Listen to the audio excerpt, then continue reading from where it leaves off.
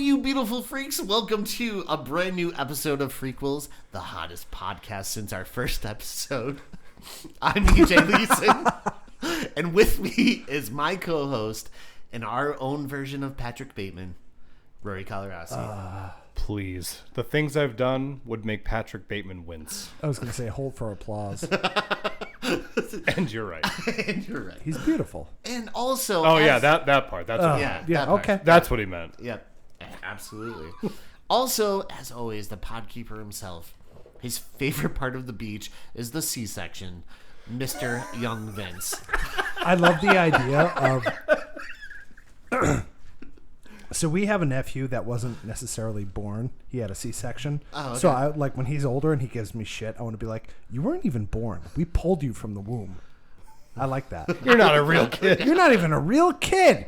You weren't birthed right. You weren't birthed. Yeah, we pulled you from the womb. We pulled you out. Yeah, I like that. Hey, EJ. Yeah. So using the whole beach thing, Yeah. I thought that was perfect because it's the summer and it is ungodly hot in this room right now. Jesus Christ. So giving me imagery of a nice, cool ocean, or made me feel good for a second. Welcome. Are you, Yeah. you gonna have him talk us through it? Oh, yeah. So there's a breeze coming in. Go on. Where are you? And I'm on the beach. It's Ocean City. What does it smell like? Maryland? And I have my toes in the sand. And, oh, what is that? I feel something on my toes. And it's a used condom. Or a needle. I'm not sure. Oh, what's that? a used needle. A condom and a used needle? I'm ready for the weekend. This is a party. I mean, he's not wrong. If you've been Rinse there, and you reuse, would know. baby. Rinse and reuse. No, that's not how that works. No, not at all. So, what's new with you guys? Have you seen any new movies or anything? I saw, no. No. Nothing. Nope. Nothing at all. Yeah, I saw a movie. I can't mention it because... Oh, yeah. Correct. There it is. Okay, that one. Yeah. So we had an episode scheduled for today. Lay it out. Due to some unforeseen circumstances, we had to really quickly throw this one together. Yes. Right? Yeah. So we were totally preparing all week for one episode, and we prepared for this episode in about 3 or 4 hours. Yes. So get ready, guys. Yeah, it's perfect. Just really hope this works out. Yeah. And just if you're not sure what we're going to do with this episode moving forward, I will say this.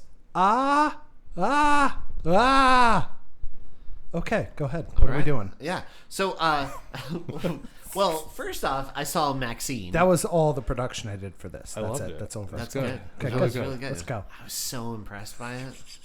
Can you do it again? No, can't. Oh, that was...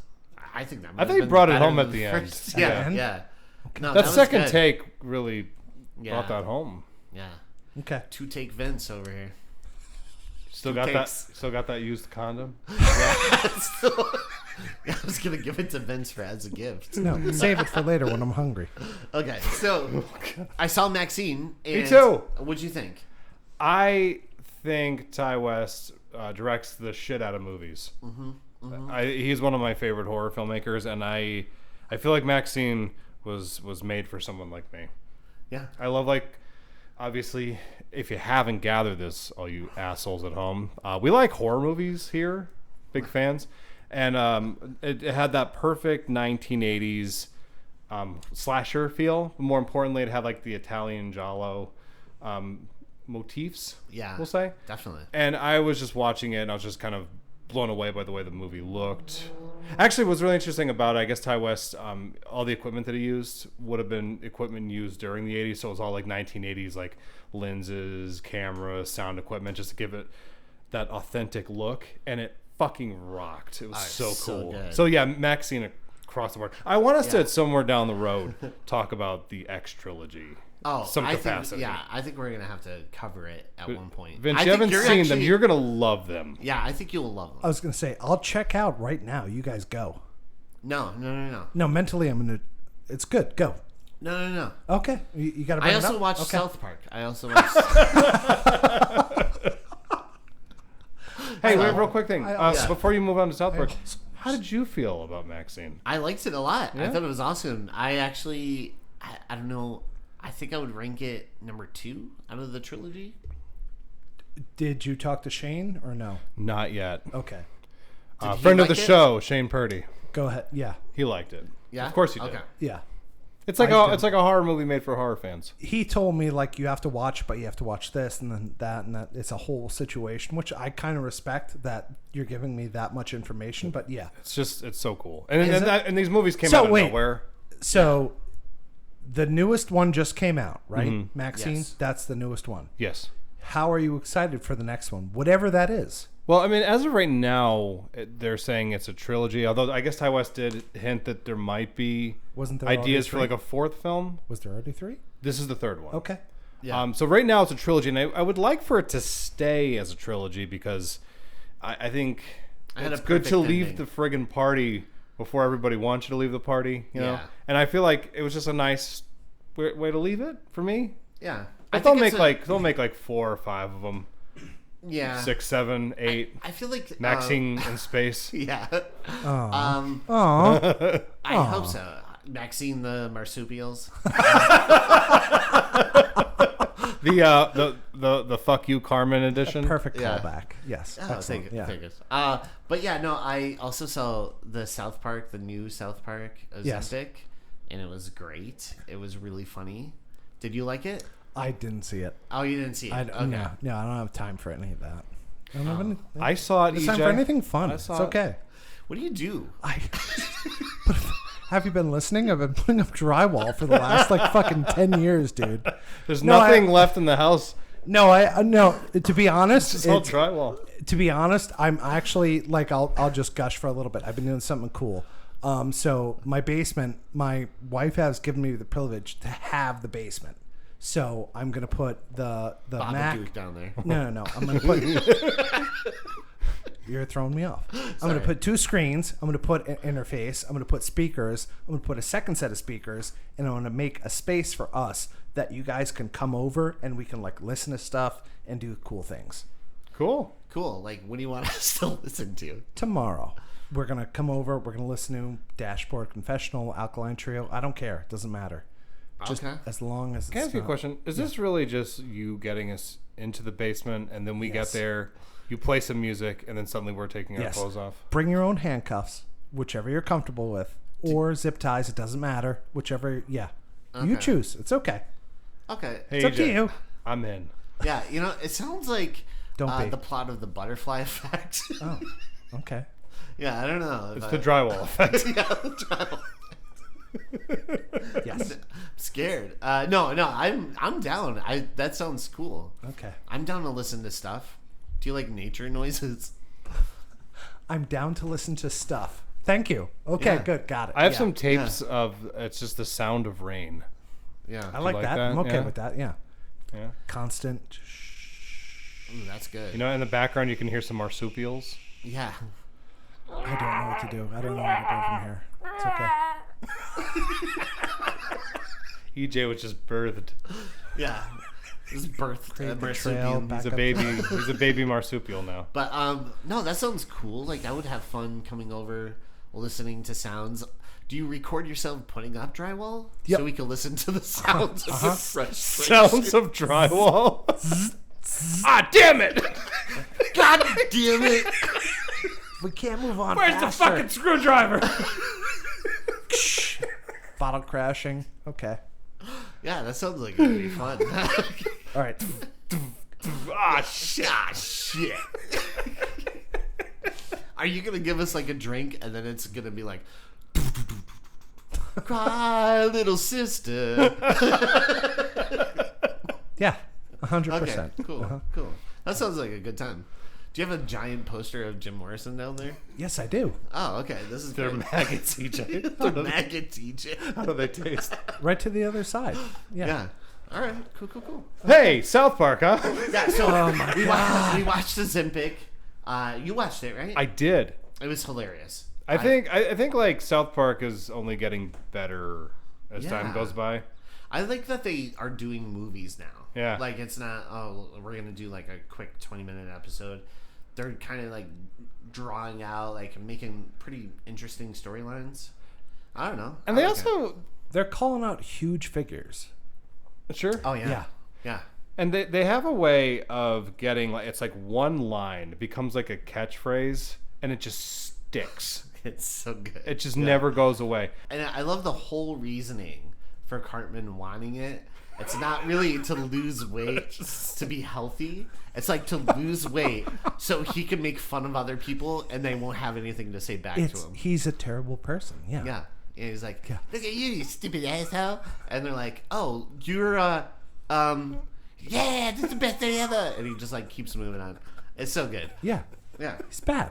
He's a bad dude. Yeah. Talking about bad dudes. Today we're covering a movie. No, this guy's great.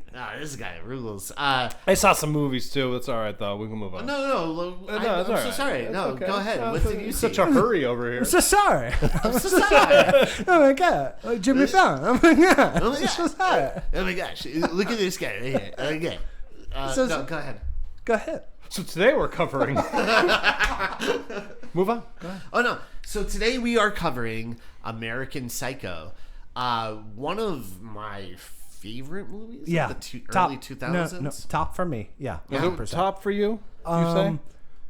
Top 5, top 10? No, top 10. Definitely top 10. My top 10 is fucked up, but this is definitely in there. And Yeah. if it comes to it, I'll work a way to get it in there. So yeah. So even if like there's 9 others and like maybe I'll work my way into this. This is good. This is it. This is so good. It stars Christian Bale. Like the cast is incredible. Willem Yeah. Dafoe's in here. Yeah, Willem Dafoe, Jared Leto, Reese Witherspoon, and some of them are like, what is there, 3 or 4 Oscar winners within this movie? Yes. Because you have Reese Witherspoon, you have Christian Bale, you have Jared Leto. Jared you have- Leto's an yeah, Oscar winner. And Willem Dafoe should have an Oscar, but that's a He different should. story altogether.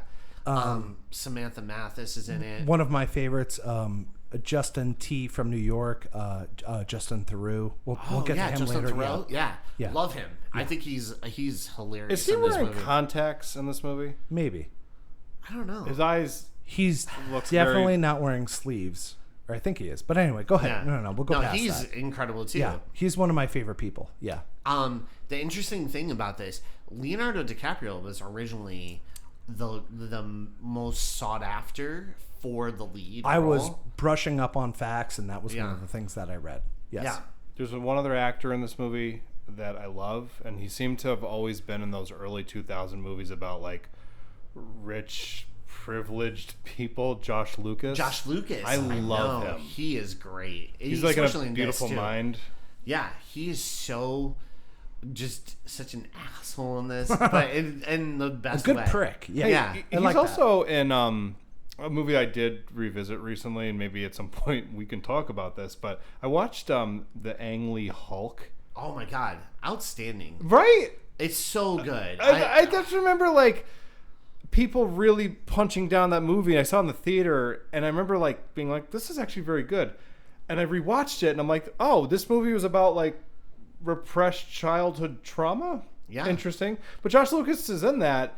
That's his name, right? Josh Lucas, yeah. And his character is he's very over the top and one dimensional, but he's Yeah. fun to watch.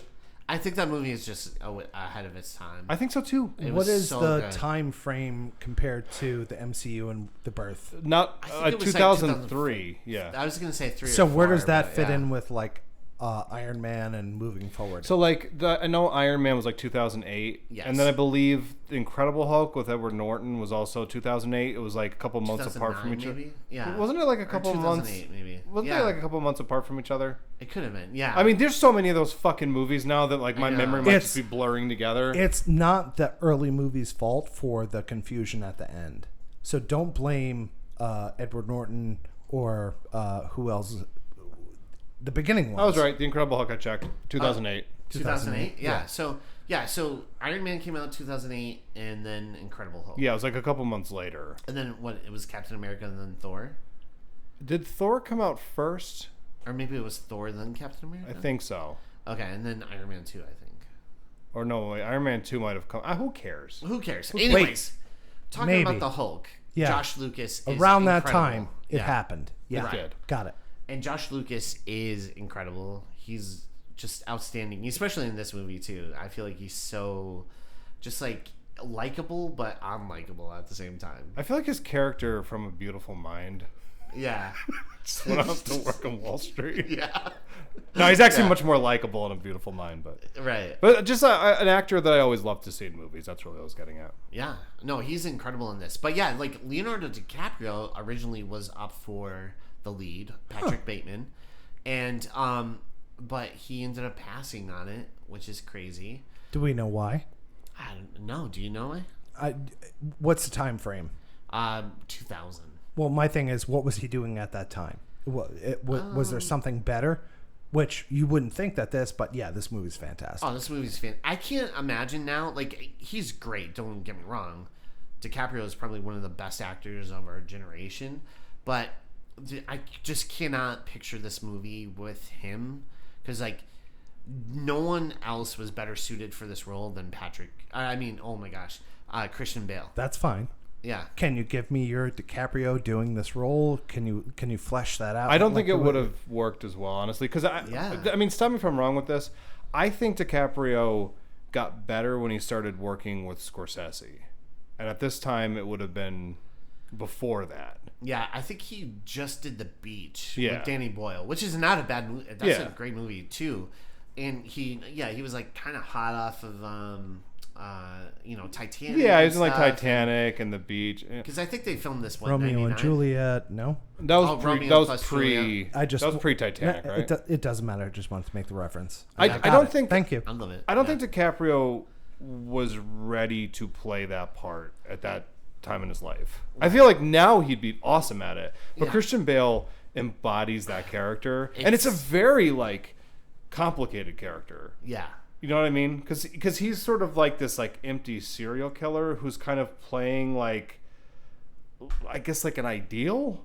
Right. Like he just wants to fit in, as he says, right? Like he just wants to fit into society, but the way he portrays that character, there's so many like different levels to it. So many layers to it. Yeah. It's like a beautifully rendered performance. It really is. I want to ask a question because I heard it today and it made me think about you guys, and I don't want to derail, and I feel like this is going to derail. Do you feel as though DiCaprio winning for The Revenant was just a thank you, here you go? Or do you think that it was based on the performance? Or do you think it was... How do you view that? Because I literally listened to some today and I was like, I would really like to see what these guys think about this. Honestly... He's very good in the movie. There were much better roles of his that he should have won for, but he did not. I mean, like I think his Wolf character, of Wall Street. Yes, Jordan Belfort is a far better. And then you look at who won, and we don't have the time for this because we don't have a researcher, but like who won during that year when he should have gotten that, because that is my favorite movie that he's in. I think that's his best performance to date. You know what else is a really wonderful one is Rick Dalton. Oh yeah. Was that his name? From Once Upon a Time. Once Upon a Time in Chop. Yeah. Wait, Hollywood. So, why does that sound it's weird okay. to me? Let's filibuster. No, I think it's Rick Dalton. I think he's But close. like, I thought he was great in that. He's I love always the been Aviator. good. Yeah, the Aviator. The Aviator was great. Yeah. Howard Hughes, he played in that. Jack Dawson, Titanic, iconic. Yeah. Got it. Go ahead. Yeah. It's Rick Dalton. But I think that to me is my personal favorite That performance flow of was DiCaprio. perfect, by the way. Just keep going. That was awesome. Yeah? Yeah, 100%. Mm-hmm. The way you just came back with that and we just let you go. Go ahead. Yeah. Keep going. I love No, it. I think he should have won for something like that, or Wolf of Wall Street, even like The Aviator. I think I do, like you were just saying. I like that performance better than The Revenant. I like The Revenant, don't get me wrong, but I always feel like when I watch that movie, it's more of a technical achievement. Because the director, like, I mean, prior to that, what did he do, like Birdman? Yes, yeah. So right before that, he did Birdman. An incredible movie. Have you seen it? I know Keaton. That's it. That's all I know. Haven't seen it. But I saw the trailer for.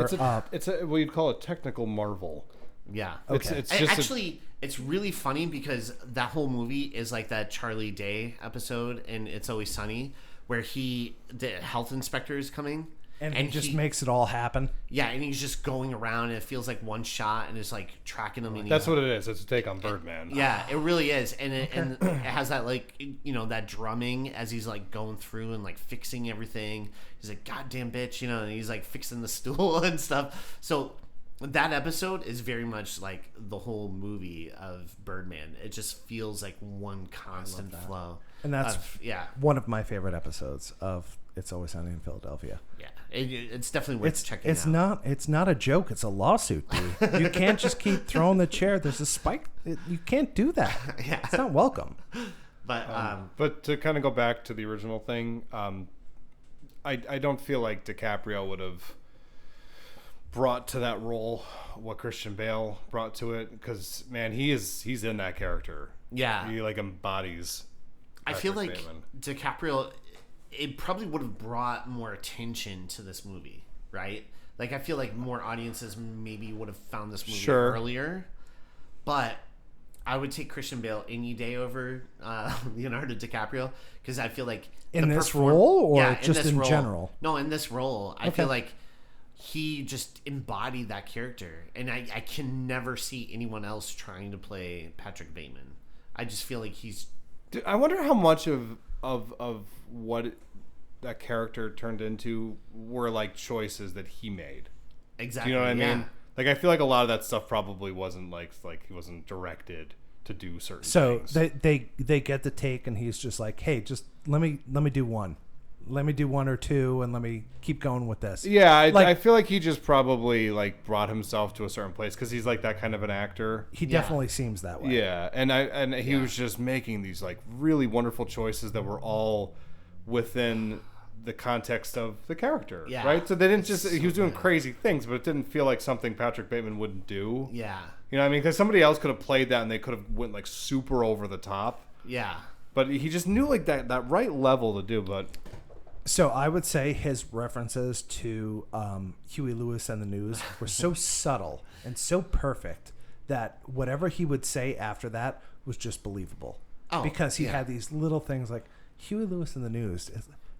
Yeah. I want to talk about that stuff more, but... Yeah, I do have one thing I feel like we can talk about this episode without ever talking about the episode and never get to the episode. I know.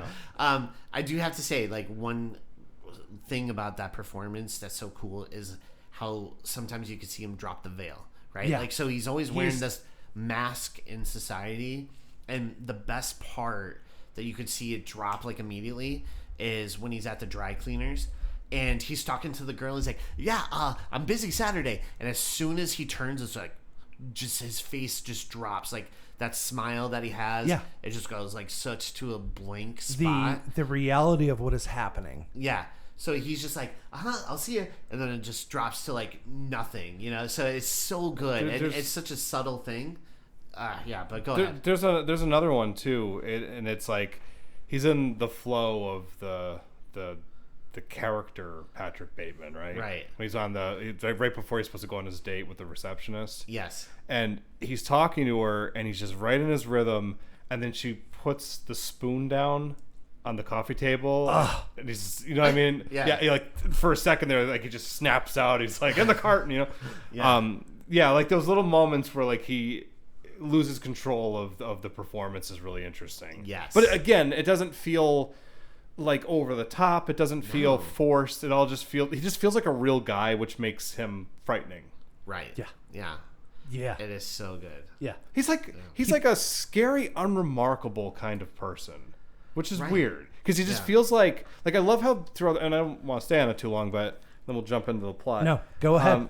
I love the fact let's never get to the plot. There's lots of points in it where everyone's confusing each other for other people, because they are like unremarkable yuppies, essentially, like 1988 businessmen. Yeah. And like they think they knew who they are, but they're not. They have no idea who they actually are. But they all dress the same. They're also obsessed with the aesthetics. But everybody perceives them. Yeah, it's different. Yeah, but no, I mean like they wear like the same suits. They're obsessed with the same glasses, gloves, same business bags, cards, essentially. Yeah, the minute differences. Exactly. But they'll like call each other by like different people's names, and they don't even. It doesn't even seem like they care that they're wrong with just doing it. It's very like passive, you know. It's like they're trying to be remarkable, but because everyone is doing it, they're blending in. unremarkable. Yeah, yeah. Like, it's like so static. Their names are just like It's yuppie static. Yeah, it's so good. That's one of the things I love about this movie, because it's just such a mind f where you're like, who's who? Like, who's the real? That's really Paul Allen, right? Yeah. Like, so even I do until love the that. end of the movie where you're Yeah. kind of It's like- confused. Yeah, because the one guy says something and you go, how is that possible? Like, how is that possible? And we'll have get to tackle into that later. Yeah. So let's go into the movie.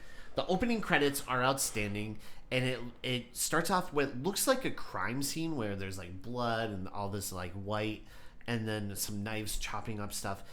But it turns out it's like a crime scene disguised as a restaurant preparing food. And we've seen a very popular TV show do even maybe Dexter? like a bit of an homage to that with Dexter. Yeah. That's funny because I remember when I first watched Dexter, I was like, how the fuck is this show gonna work? Yeah. But I didn't know anything really about it. It had just been recommended to me. They're like, oh, the main character's a serial killer. So I thought it was going to be like American Psycho, the TV show. Right. And I'm like, well, how do you make an audience root for that guy? And then they did a terrific job, like making you like Michael C. Hall, or Michael C. Hall did a terrific job making you love Dexter. Yes. But that opening, yeah, it's 100%. It's like something right? Like- sinister and something very mundane. Yes. Yeah. Putting like mundane skills that are very close to, Yeah, there's something. yeah, Yeah. dark and twisted too. Because we're like mashing up food and we're cutting it up. But there's and like an aggression and this a weird violence aggression to and it. violence Yeah. to it. Yeah, it's really good. So I that's cool that they tackle that right away, and the credits right there just sets up like something blending in, like all this horror blending into normalcy. Which I believe they got from the Golden Girls. Yeah, the opening credits. Yeah. Thank you for. And it's just B. Arthur with Like a machete. yeah. She just like brings it down. She's just cutting bread, cutting cheesecake. The Arthur will do that to you. Thank you for Then she just like very big smile on her face, hands yeah. roast a piece of cheesecake. I love it. And then you just see hair in a drain and like red swirling around it, but it's just hair dye. Blanche. Yeah. She's like her head goes back and looks into the mirror, big smile. Down the road and back again. So Heart is true. She's a power. we're gonna get sued by Andrew no, Gold. go ahead. All right, so I think it's only like 5 seconds. Go ahead. okay. So at this restaurant, we meet Patrick Bateman and his other coworkers, Josh Lucas, Justin Theroux. Justin Theroux, yeah. And One of my faves. and Yes. they're all kind of these sort of, stuck up yuppies, young urban professionals. And that night, Everybody there either went to Harvard or Yale, basically, essentially, right? yeah, exactly. Maybe yeah. one guy from Duke, but he's a doctor. And you also get the sense that they probably didn't really earn it. No. It was probably like, my son should go to Harvard because Yes. we're going to buy a very expensive part of the school for you. Yes. Yeah. Because they don't seem like, again, remarkable or intelligent people. They just feel like they recite stuff that they read in like Yes. newspapers or articles, which we'll get to. That's Right. easier. I want to elaborate on that more, but Yeah. anyway. That night, they all hit the club, and we see Patrick's perfection, how his mask kind of slip in this point where he insults the waitress. He's like, "You're an ugly bitch, and I want to cut you open and play with your blood." So, and she's like, "It's a cash bar." But To be fair, she probably hears worse things Yeah, because she has yeah. to deal with the public. But I do like that because at this point we're not like sure. Yeah. But we see Patrick Bateman have that moment, and you're like, It's what's up with that guy? It's Yeah. at his earliest convenience, of which he can pretend to be a douchebag, that he just he seizes it. He's like, Right. I have to do this. Yeah. Yeah. And she doesn't, obviously she doesn't hear him or anything. She turns around and gives him his change. But it's just, it's so, like, Yeah. I think that's that moment that you're just hooked because you're like, What's Okay. up with this guy? Oh, no. You know exactly who this guy is. Yeah. There's also a thing to me when first time I saw it where I was like, did he actually say that? Or is that like something that he's imagining? And that's my whole thing throughout this movie. Yeah. And we'll get to there. Because But it's yeah. like, I mean, it's like an outburst, but it's Right. like she clearly doesn't hear anything. And you could write it off as that the music's very loud. There's a lot of people chattering. Exactly. But Yeah. it does leave you at that moment where you're like, did he say that? I don't know. I don't know. There's a funnier version of this later on, Yes. but we'll get to that. Yeah. So the next morning in his perfect apartment, Patrick goes over his morning routine of exercise and such and admitting to his like psychosis. Like he's basically saying, I feel nothing, but I put on a mask and pretend that I'm part of society. The neuroses is setting in. And So his do either of you narration- use any facial... What's your facial routine? Go Dude, ahead. my morning routine is not unlike Patrick Don't dodge Bateman's. me, first of all. Don't look down and away and scared. Go ahead. Rory was ready to jump in. Go ahead. Go Hit ahead. me I'm with fine with it. I'm all Please, about like I want to hear it. I'm all about my Because morning routine. this time of year... You're asking me a question and you're not letting me answer. But I'm just saying, this time of year, I'm kind of flaky because it's so hot out. But please, go ahead. Yeah. Yeah, I in the morning I do. I have a very specific routine. I try to keep it, on point. And when I don't, I get weird because I think I have really horrible OCD. Yeah, I know you. Yeah, you know Yeah, me. I know you. But I get yeah, it, too. I like that. I do like also when he's explaining his routine. There's a point where he's like using the bathroom, and you see his reflection on a poster of Les Mis. Yes. And you see half of his face, and then the other half is kind of like bleeding off into darkness. I think that's a beautiful visual to kind of explain what's going on with this guy. Absolutely. Even like that, the I have a poster of Les Mis in my bathroom. Yeah. Exactly. There's just something about that where I'm like, this guy's not right. This isn't. Yeah. Why Les Mis? Why isn't it? Like, Because he thinks he's supposed to. right. Exactly. That's the thing of it, where you're like, this guy's playing a part. Yeah. It's like a at the caricature. dry- Like I'm like wearing a man costume, Yeah. It's definitely. a rich white man costume. Exactly. Yep. And so next we see Patrick at work and he's settling in, planning reservations, and that's when we meet a secretary, Jean, played by Chloe Sevigny, who is outstanding in this.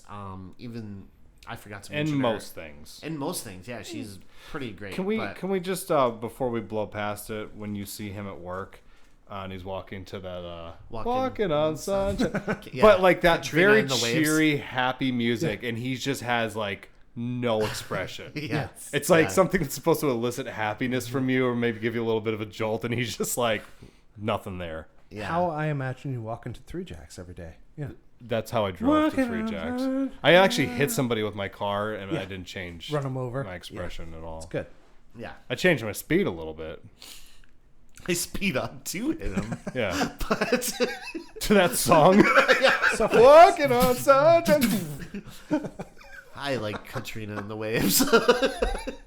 So that night, Patrick and his fiance Evelyn are on their way to dinner, and she's planning the wedding a little bit. She's like, "Oh, maybe we could do this for the wedding. We could do that." And she's like, "Patrick, you're not listening." He's like, "Evelyn keeps interrupting me, and all I want to do is listen to my new Robert Palmer CD." And I'm like, "Simply irresistible."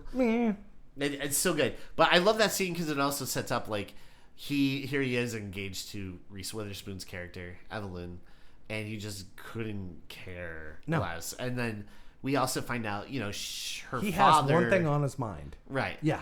Her father put him into that job, basically. Like she's like, Essentially, my father yeah. owns the thing, Yeah. and he's like, yeah, whatever. I don't want to talk about it. Right now. She kind of insinuates that like he could do anything he wants. Yeah, like exactly. he doesn't have to take that job seriously. Yeah. I don't even probably And that's know when if he he says, does anything while he's there. right.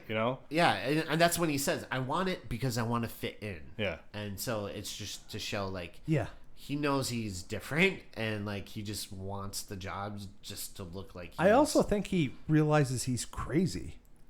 Like Yeah. he's not normal. He's not like the other people there. So at dinner, they meet Timothy and Lewis Carruthers and Courtney, And Patrick admits to having an affair with Courtney, and that he suspects that Evelyn is probably having an affair with Timothy, who is the most interesting guy that he knows.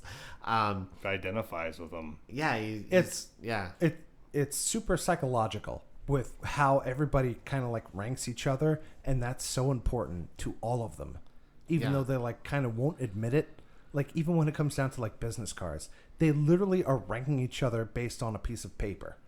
Yeah. Like, and then they get to this point and they have their girls or their wives, and like that's how everybody is, and it's just so tragic. They treat like their girlfriends like their suits. Objects. It's all just like appearances. Another business card, essentially. Yes. Yeah. Because the way they talk about women in this movie is good God. not the best. Oh, really? But there's definitely not like You don't say. Yeah, there's not a lot of reverence for their girlfriends, and none of them seem to care that they're all like sleeping together. So Right. whatever. Yeah. And then we get this interesting point of view from Patrick Bateman, where he basically just wants world peace and equality for everyone, and everyone's just like, wow, all right, Bateman, but He wants the most innocent thing possible, and everybody secretly thinks he's crazy. Exactly. Yeah. So this is one of my favorite scenes, because I love how people do this, and more so today, I've noticed, where they try to come off like moralistic, but it's a way to also be aggressive towards other people. The way that Timothy, right? Is that his name? Timothy, yeah. The way he's like talking to that girl, like he's just like, he's so like angry when he's like expressing his views. And then there's a vitriol. Yeah. And it's just like it's just like a way for him to just be kind of arrogant and mean. Yeah. But what's funny about Patrick Bateman is that I get a sense that so many of his views and ideas are just things that he read in magazines and like things he's heard on like talk shows. Exactly. And he recites them word for word.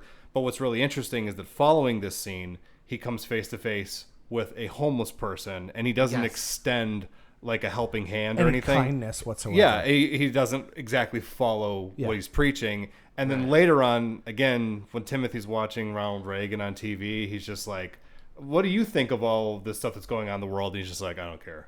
Yeah. Like they're just reciting shit that they hear. Yeah. They don't have any real like there's a thoughts disconnect. or insights. Yeah. They're just narcissistic monsters. Wow. So the next Who would day, have thought? now wait, I'm sorry. Not that. Yeah. Just to it's funny that he said that, because it's not relevant in this time or era right now. So yeah, go ahead, move on. Right. So the next day at the cleaners, Patrick is yelling at the employees because they can't get the blood stains out of his bed sheets, even though he says it's cranberry and. What does he say? He's like, it's cran apple. Cran apple, yeah. Cran apple. And then Crapple. he runs into this lady who knows him, and he's like, could you talk to them for me? Because I have somewhere to go, blah, blah, blah. And she's like, oh, well, why don't we get together? And he's like, I can't. I'm busy. I'm going to see this play, next weekend. And she's like, what about Saturday? And he's like, oh, this coming Saturday? She's like, yeah. I'm going to see a play again, We see where Patrick ends up talking to this lady, and he ends up going, hey, I got to leave. And so we see the veil drop, and he goes having like this smile on his face to completely just have like a blank look on his face. Yes. So, after that scene, we see where he's chatting with Courtney in hopes to get reservations at Dorsia. And but they laugh in his face. He calls up and he's like, "Can I get reservations for tonight?" And they just like pretty much laugh in his face. So that night, Courtney and Patrick are like you're waiting for Valentine's Day, and then that's when you're making the I do love the rising laughter. Oh, I know. And it just like goes And so then after chatting with Courtney and stuff, he takes her to Barcadia, and she is under the impression she's on a lot of drugs. She's on a lot of drugs But Is she like? Is that like Definitely antidepressants? seems like I think escitalopram. Yeah, it's as far as side effects go, that seems about right. But yeah, has she been taking them for 2 weeks? I don't know. I don't know. She seems to be going through a thing because she's in the car trying to like actually like talk to him and connect with him, and she's just like, I just want children. And I think she also knows that she's marrying somebody currently. I was going to say, you're also assuming he's a normal human being, which he is not. But she does. There's two different times where she tries to connect with him. But it's just that like everything that she tries to express, it's like he doesn't hear it. He can't hear it. He can't feel it. And there's a disconnect, essentially. Yeah. He shuts off as a human. Yeah. I guess also like when you think about it, like a lot of the women in this movie, I mean, what we were saying before, like they are treated more as like objects, right? Yes. So like those women probably do try on a lot of different instances to express how they're feeling, and they're probably just like, yeah, okay, honey, I'm going to go do blow in the bathroom. They're met with, Yeah, absolutely. So he takes her to this bar, to Barcadia, and she's like, oh, this is Dorcia, and you could see, like, he holds up the menu, he's like, okay, I'm going to order for you, like, this is the good stuff that don't they talk. have. Yeah. And you could just see it doesn't really matter, like to Patrick Bateman. He's just like, she's too high to even notice what's going on right now. I love when he orders for her, and he explains the food to her, right? Yeah. And it's clearly just something like a food review that he read. Yes. Yeah. Do you know what I mean? Absolutely. It's a playful little dish. It's a playful little dish. So the next day, Patrick meets Paul Allen, who mistakes him for this other guy. And then Patrick and the boys discuss business cards. And I actually love the scene. This is like one of the best scenes. Yes. Yeah. And so this is the scene for the movie, isn't it? Yes. Like probably the most referenced scene. So yeah, when people are talking about memes and anything that they have that they want to compare to each other, whether it be baseball cards or business cards or memes or stinky gifts or something, like just something cool. This is something that how about this? Imagine all of us have cat pictures, like a cool picture of a cat. This is how you want to. It's more like you two need to imagine that. Okay, I do have a phone filled with them. In all seriousness, first business card I ever had made, as soon as I opened the box, I looked at the person across from me and said, let's see Paul Allen's card. and to be fair, you should have done that. Yeah. That's the correct response. And here's the thing. I've done it a few times. But go on. No, I love this because, we get this great scene where Paul Allen, hands off a card to Timothy. He just throws it right in his pocket. And then Patrick Bateman is so proud because he just got new cards made up. So he's like, look at this, fresh out the shop today. And he like slides his card over and they're all looking at it. He's like, bone, and so like they're all like, oh wow, that's pretty good, here, check mine out. And then he's like, ooh, and he starts to sweat a little bit because some of the cards are nicer than his. He's starting to see and understand that, oh my god, what I've done, what have I done, right? And each business card seems to just get better. And he's getting ever sweatier. so slightly. Yeah, just ever so it's slightly. Marginally better, but it's the same fucking card. Right. So like he's picked eggshell, but he knows he should have picked soft bone. Yeah. Like that subtle difference that I should have just done this little thing and not have it embossed or something or pressed into the card. It's just so raised. Yeah. But the best is, so he's sweating with each card he's seeing. And then he's like, and he's just like almost like a mess at this point. And he goes, let's see Paul Allen's card. So Timothy's like, which he doesn't want to do. He doesn't want to see it. The last thing he knows. Yeah. This fucking Paul Allen, right? Is going to be exquisite. So push him over the edge. So the Paul Allen card comes out and it goes on the table and he just loses it. Like he's like, oh my god, it has a watermark.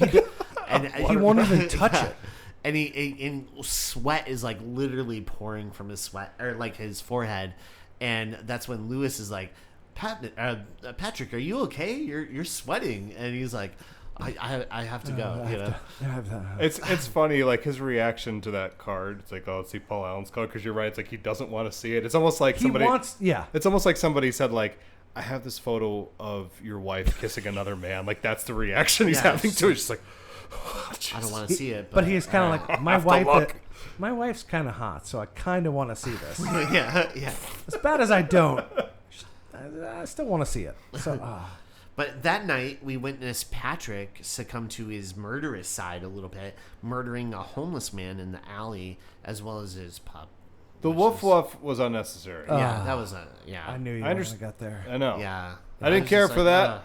Another fallen wolf in this terrible show we have. I know. I would say it was necessary to set up just how terrible of I a get person it. he thinks he could be. Dude, I heard that they gave that mark? woof No. a gift basket filled with treats. Mm-hmm. He did a good Pepperoni. job. Pepperoni was in there. Pepperoni. But no, that's kind of what I was saying before. Like, just a couple scenes earlier, he was talking about how, he's like, we need to reach out to the homeless. And then it's Yeah. like, he just goes there and he's just so happy to be, like, smug towards this man. Yeah. Yeah. Before, like, basically, like, I'm going to help you. I'm going to offer you a job. I'm going to get you out of the situation. And then he goes, you reek of shit. Do you know that? And Also he just gonna murder starts this talking. puppy. Yeah. Starts talking down to the guy and then just kills him. You're a kind man. Yeah. Oh. It's really I feel sad. so bad. Yeah. Yeah, I know. But it's like he like has to humiliate him first, and then he kills him because he's just like a sadist. That's how you would do it, right? That's how I've done it, sir. Yeah. And then in the scene, we see where, like in the next scene, Patrick admits his mask of sanity is about to slip, and his bloodlust is literally slipping into his days, like days at work in his like normal life. He can't control it anymore. Yeah, it's getting worse and worse. Yes. That's called joining the workforce. Yeah. Yeah. Well, yeah, there's that. Patrick, you're not special in that regard. Yeah. So at a Christmas party, Patrick he runs into Paul Allen, and Paul Allen again thinks he's some other guy and married or engaged to a girl named Cynthia or something. So he's like, "Oh yeah, Cynthia," and then Cecilia would adore it. yes, that's it, Cecilia. Real quick, Jared Leto, all the props in the world. He plays that character perfectly. Oh, so good. That little air of breath that he gives him. Yes. I could have got us into Dorsia. I could have got us. Yeah, and he's like, I got reservations at Dorsia tonight. And you're like, oh, No one okay. goes to Dorsia anymore. Yeah. Is that Ivana Trump? Yeah. Ivanka Trump? Yeah. But we see. I just want to say it's unfair, everybody out there that's listening, that you have that much talent and you can act and you're that good looking and you can nail a scene like this and be in this movie. And then you could also sing and be in a band called 30 Seconds from Mars or 30 whatever. It's just unfair that all of these people have this much talent and then we're just out here talking about movies. It's that okay. We kinda like. At one point, somebody said to him, here's a script for a movie called The Suicide Squad, and gave him a little bit of humility. And there it is. Yeah. Because he probably is the worst Joker. No, he's hands down the worst Joker, and I think with his life, he'd be like, I'm okay with that. Now, here's a question about that Joker. Is it the worst Joker aesthetically? It's not his Yes. fault. It's not his fault. It's not him. That's a very important distinction. Jared Leto was actually a solid choice. It's just they didn't know what they were doing. Because I have the belief that the right director, if they gave him like a proper aesthetic of maybe like a more Jack Nicholson or something more evil, in less line meth. with the character, Yes. more in line with the actual Joker character, even if it was like Joaquin's look or something, I think people would be having a different conversation of Jared Leto's. Right? But EJ, how am I supposed to know he's damaged if they don't tattoo it on his forehead? so true. So Yeah. I need it spelled out for me. Hey, by the way, a character who would not sit down for a tattoo, the Joker. How about Frankenstein's monster? Because he's about to. Sweet new tat. Tattoo's good. Tattoo good. Piercings bad. Monster found new scene. Monster scene kid now. Sorry. don't stop. Don't stop. Keep going. No. Monster loves to mosh.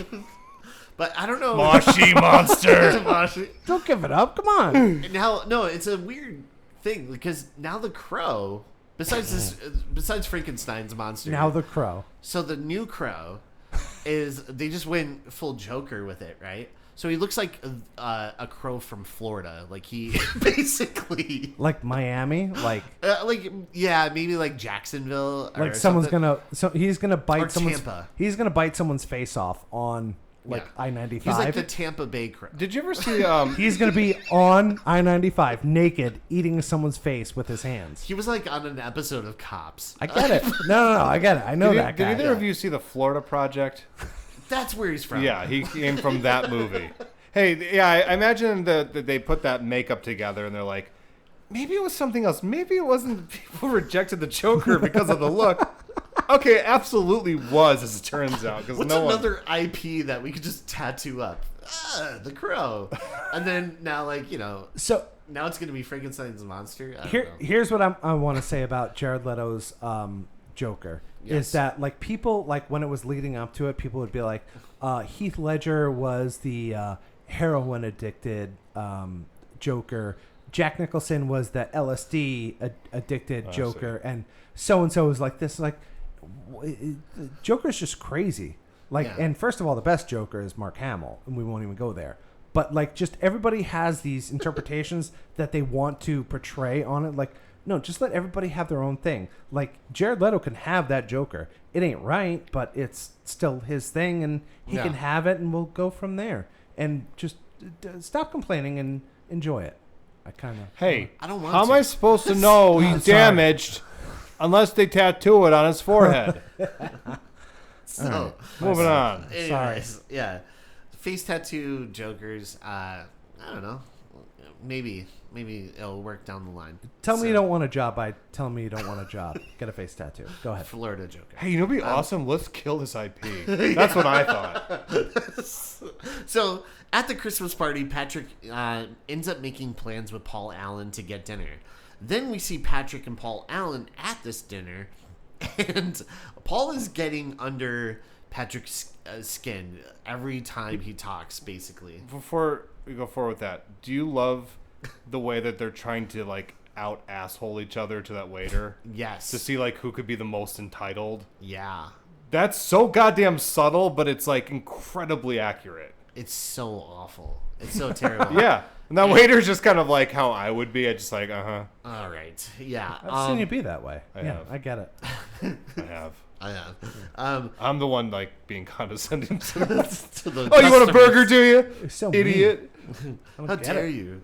So Paul is like, somehow Evelyn comes up, right? And Paul's like, oh yeah, Evelyn, I can't believe she's with that fucking loser, Patrick Bateman. And Patrick Bateman is just sitting there and he's like, yeah. And he's just taking I it. wish he was like, actually, I think Patrick Bateman's pretty cool. That Patrick Bateman's a pretty cool guy. This guy. All around the office, people are talking about how much better his business card is than everyone else's. That's what I'm hearing. So nice. I heard he has a nice daily routine. Yeah. It's just really. So So you should hear his thoughts on aftershave lotions. yeah.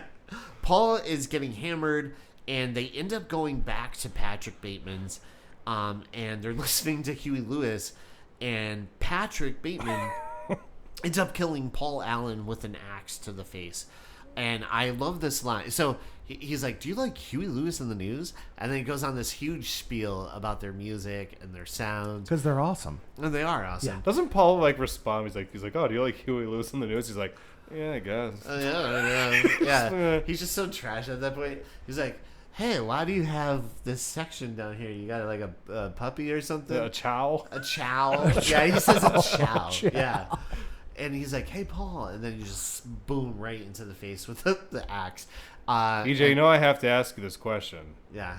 You know, whenever there's dancing in a movie, Oh, That hip to be square. iconic. The shuffle. Oh my god, so good. It's hip to nipple Yeah. on either side. It's so subtle. It's that kind of fantastic. stuff I feel like you would have lost if anyone else had played that character. Yeah, It's, absolutely. It's not only that, it's also the fact that he's in a suit and he's also in a clear raincoat. Yeah. Like, Is that a raincoat? who the Why, fuck- yes, it is. like Just the idea that you're going into a store and like, what do you need? A raincoat? Yeah, but it's got to be clear. Yeah. No color, no nothing. I want to be able to see through it. It's a stylish raincoat, and it's Love it. perfectly in line. It's fantastic. Yeah. Yeah. It's exactly where it needs to be in this movie. Try getting reservations at Dorsey and now, you stupid bastard. That last like whack that he does, Yeah. and it's like he hits him and then really quickly drops it. It's awesome. Oh, it's like, boosh. yeah, I love that. There's all of that played out with like such good rhythm. Yeah. And I don't mean that just because of like the music, but just No. There's how there's it's like shot. there's a and subtlety to which when things land that is awesome. it's like yes. like everything is just working at like a perfect storm in that scene. So it's like not only just the performances, but the music, the sound design, the blocking, all the fantastic, staging, yes. yeah, and the way it's edited. The fact that they were able to get a clear rain suit is still gets me. Still It's gets got to me. be like Gucci Yeah. or something like that. Who the And fuck makes I a love clear when rain suit? Who he does takes that? it off and his hair's like all so a mess good. and there's blood all over his How- face. just to throw this out there, how awesome is his hair in this Yeah, movie? it looks, especially at this all scene. times. Yeah, this scene in particular, because most of the time it's always like combed down and looks perfect, but in this scene it's just like real wavy and real wavy. luxurious. It's like a Jack Nicholson shining like a mess, you know. It's but it's even awesome. messy, it still looks awesome. Yeah, it's, I don't know. It's They good. they have the ability to make him look handsome no matter what. Like those close up shots of him in the mirror when he has the peel on his face and Yeah. he's peeling it off and his hair is still perfect and he's Yeah. handsome even with all that shit on his face. He's perfect in this movie. Yes. Do you think they could cast anybody else No. To play him? to play this? Yeah, No. this? No. Well, I mean, they No. could, but I just don't think it would It'd have be landed different. the same way. So I saw a thing on the internet of Nicolas Cage. Had Nicolas Cage played this character? I would be interested. I to would be see interested that to too. see I'd that be one. interested in that too. like, I'd be interested to see him, and if they had like said like, "Hey, What's let's." funny is there was like 3 other actors, and I don't remember any of them, but they said Nicolas Cage, and I was like, oh, I kind of want to see this. Where? You have to be square. I'm Nick Cage.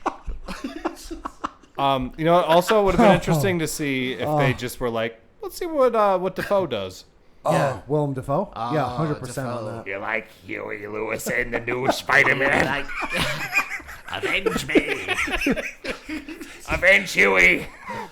Hey. So you don't have Willem Dafoe, you have Willem Dafoe as in Spider-Man. As Norman Osborn. Perfect. Yeah. Fucking perfect. Back to formula. So Patrick ditches Paul's body, and he goes to Paul's apartment and stages it to look like Paul Allen went on vacation or somewhere out of the country. Yeah. And then the next day, Patrick gets a visit from Detective Donald Kimball, played by the great Willem Dafoe, who was asking about the disappearance of Paul Allen. He's like, when's the last time you saw Paul Allen? Spider-Man.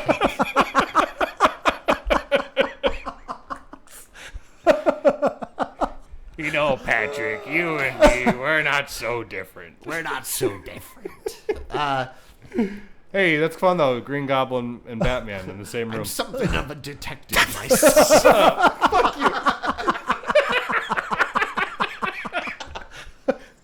I'm something of an American Psycho myself.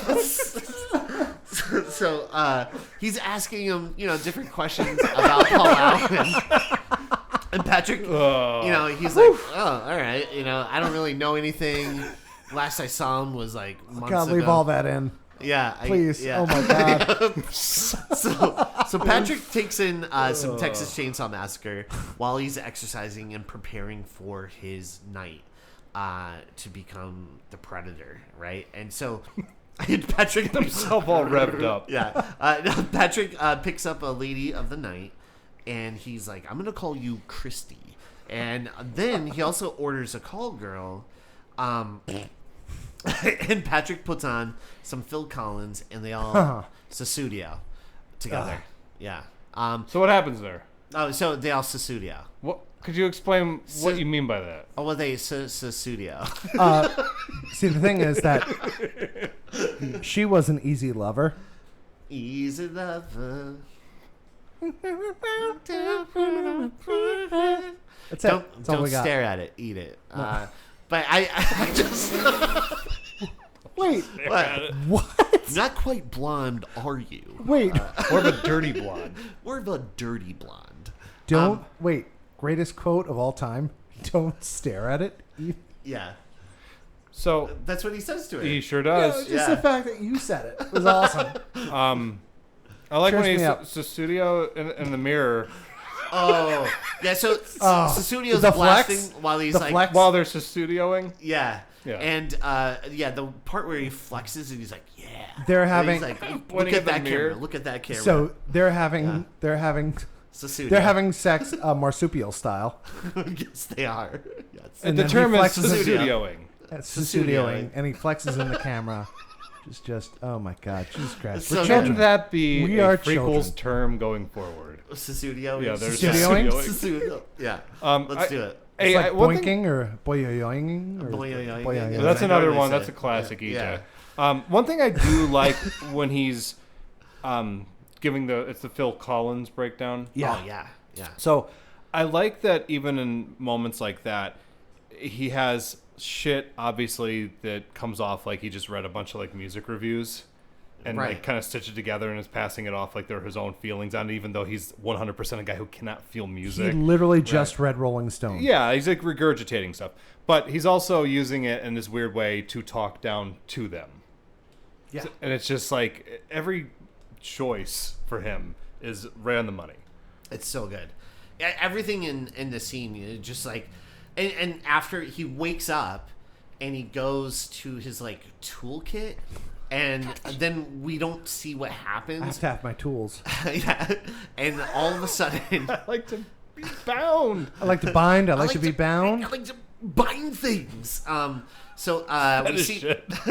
So the girls are leaving. We don't see what happens to them, but we just say like one, her face is all like busted, and Christy just like grabs the money out of his hand and like runs out.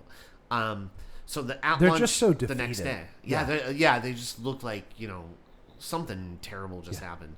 So at lunch, Patrick, I know that look. Would you call it Susudioing? yep, to the extreme. So We know that look. at lunch, We get it. Patrick and friends are discussing Patrick and friends.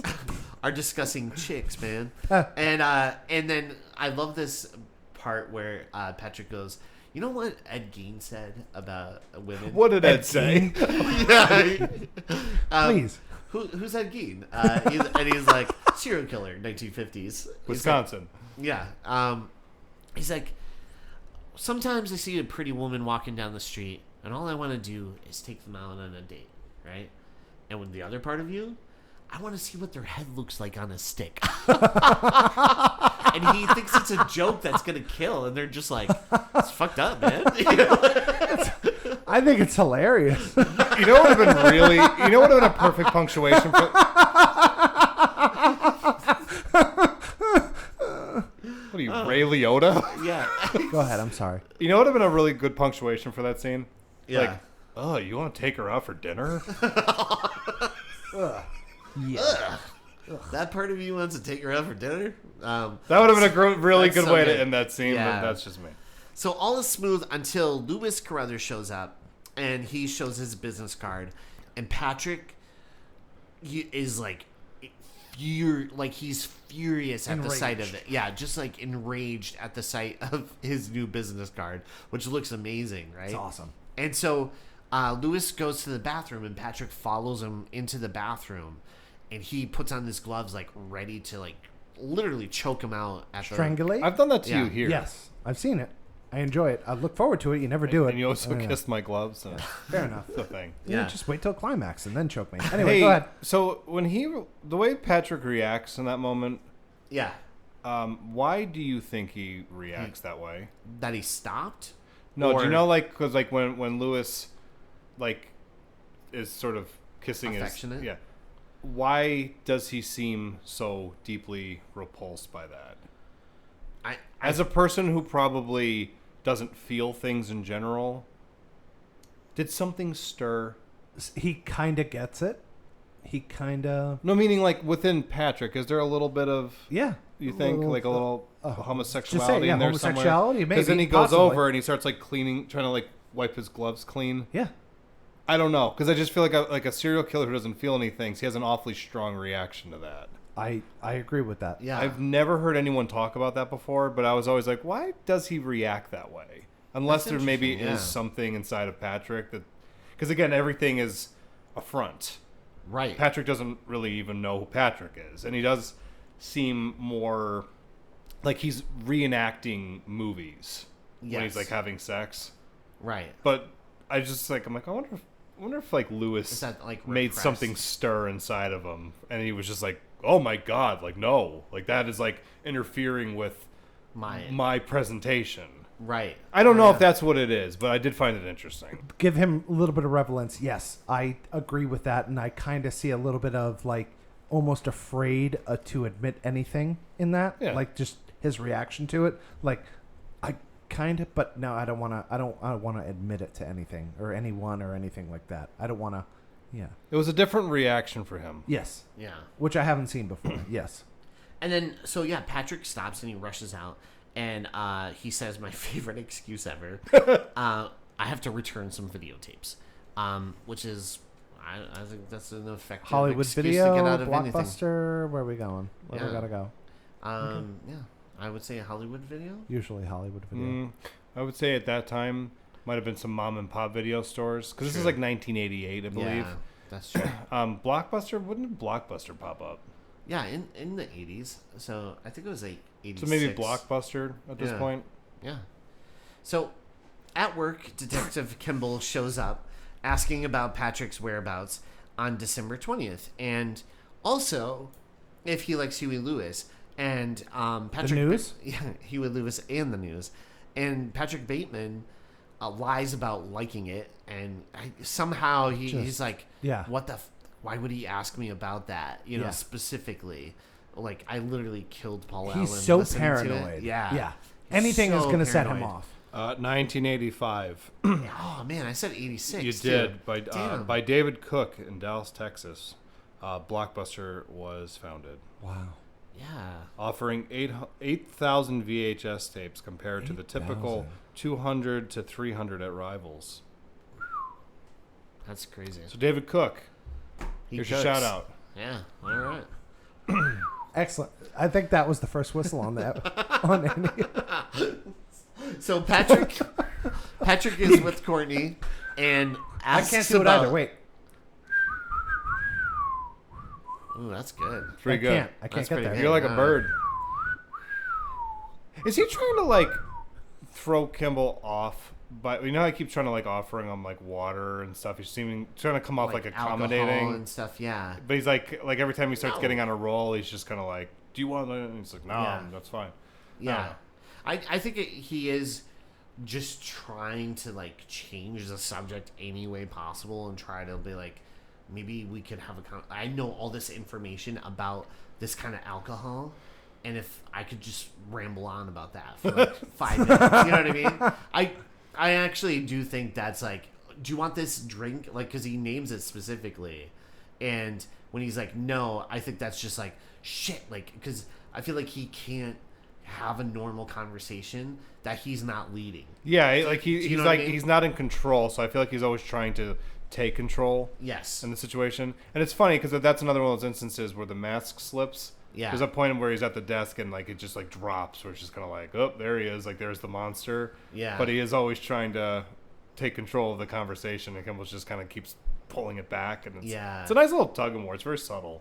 Yeah, and I think like Patrick Bateman never talks anything like personally, like personal goals and stuff like that.